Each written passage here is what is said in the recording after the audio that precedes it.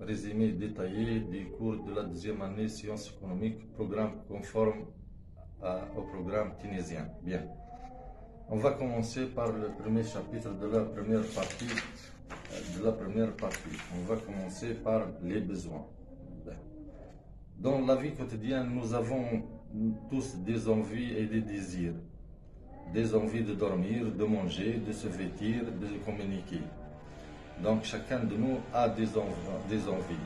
On va voir ce qu'est ces envies et qu'appelle-t-on ces envies, quelles sont ces caractéristiques et comment on peut les classer et quelles sont ces différentes formes. Bien. Qu'est-ce qu'un envie, un besoin économique? Un besoin économique est une sensation liée à un désir ou à un manque qu'il s'agit de faire disparaître. Les caractéristiques des besoins. Les besoins sont illimités en nombre, ils se diversifient et se multiplient sans cesse. Ceci est dû à la multiplication.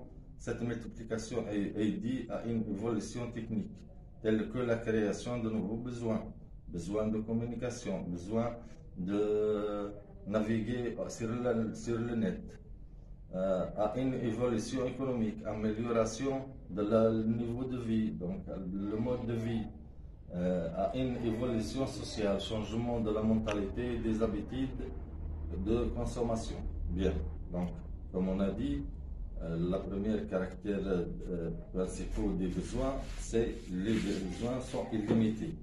Maintenant, le deuxième caractère, c'est les besoins sont illimités en intensité. Si les biens désirés ont envie de satisfaire les besoins économiques quelconques sont invisibles en unité, la première unité est désirée avec la plus haute intensité. Chaque unité supplémentaire est désirée avec une intensité de plus en plus faible jusqu'à ce que la saturation est atteinte. Exemple, les besoins physiologiques. Donc, si vous buvez 2 verres d'eau, le troisième, vous avez un besoin moins, un désir moins. Donc, bien. Le troisième caractère des besoins, c'est que les besoins peuvent être substituables. Du fait des ressources limitées, donc l'individu établit une hiérarchie et ses besoins et accepte الساج اللي كان ثم مشكلة عادي تصلح. établit une hiérarchie de ses besoins, accepte de sacrifier la satisfaction de l'un au détriment de l'autre. Donc, par exemple, réduire les dépenses relatives à la satisfaction des besoins alimentaires pour accroître les dépenses en habillement, etc. Ou réduire ces deux catégories de dépenses pour améliorer la condition de logement. Ou encore, on peut constater que pour plusieurs personnes, les besoins de télévision est substitué aux besoins de cinéma. Donc, bien. Les besoins maintenant, comme on a dit, les besoins sont limités en nombre. Les besoins sont limités en intensité. Les besoins peuvent être substituables. Les besoins sont, quatrièmement, les besoins sont relatifs. Ils varient d'un individu à un autre, d'une époque à un autre, d'une région à un autre. Donc, les besoins sont variables et dépendent de plusieurs facteurs. Ils dépendent des conditions sociales de l'individu, même lorsqu'il porte sur une exigence aussi fondamentale que l'alimentation. Exemple, la faim peut être rassasiée par des aliments de nature différente selon l'appartenance sociale de l'individu. De même, les besoins sont relatifs car ils varient dans le temps. Les habitudes de consommation de nos jours sont différentes de celles dont il y a 50 ans. Exemple, le besoin de communication est aujourd'hui fondamental, alors que pendant un siècle, ce n'était pas fondamental.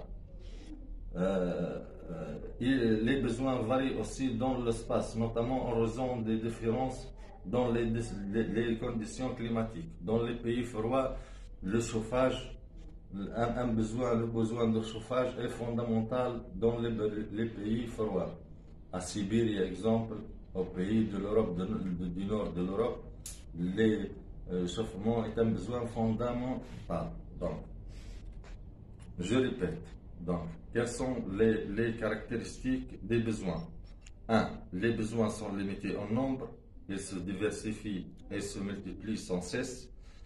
Les besoins, 2. Les besoins sont limités en intensité, leur intensité diminue au fur et à mesure qu'ils sont satisfaits jusqu'à la saturation. Troisièmement, les besoins sont relatifs, ils varient d'un individu à un autre, d'une époque à l'autre, d'une région à l'autre. Les besoins peuvent être substituables ou complémentaires. Donc, voici les 4 caractéristiques des besoins.